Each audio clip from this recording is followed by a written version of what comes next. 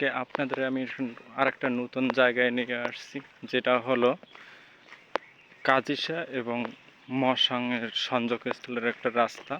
এটা থেকে প্রতিদিন হাজার হাজার লোক চলাচল করে, কিন্তু এই রাস্তাটার বর্তমান যে অবস্থা, সে অবস্থাটা আপনাদের আমি একটু দেখাতে চাই। যে দেখেন, এই রাস্তাটা এখন পর্যন্ত কোনো সংস্কার হয়নি। দীর্ঘ 4 বছর যাবৎ এভাবেই ভাঙাচোরা রাস্তা। এই রাস্তায় মানুষ চলাচলের অনুপযোগী হয়ে পড়েছে।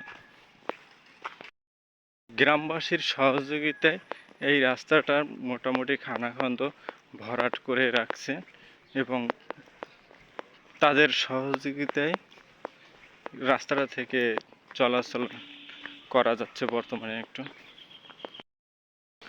রাস্তার কোথাও কোথাও পিচ নেই।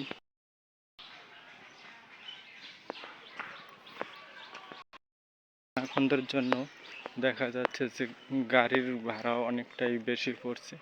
আগে আমরা এখান থেকে যেতে পারতাম 10 টাকায়, কিন্তু এখন নিচ্ছে 20 টাকা।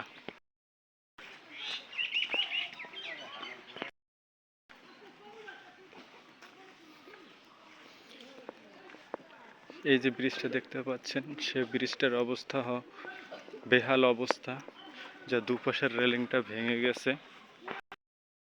সংস্কারের নাম নেই এখনো।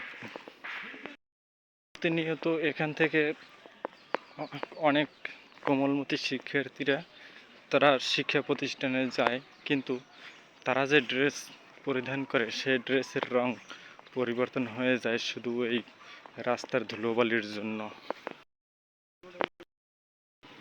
দেখেন ধুলার অবস্থাটা, কিন্তু রাস্তার এই বেহাল অবস্থা দেখার মনে হয় কোনো লোক নেই।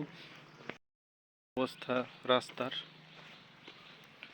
এখান থেকে মানুষ চলাচলের অনুপযোগী একদম। কিন্তু আমি উপর মহলের যে প্রশাসন আছেন তাদের দৃষ্টি আকর্ষণ করছি, আপনারা দয়া করে এই রাস্তাটার দিকে একটু নজর দেবেন।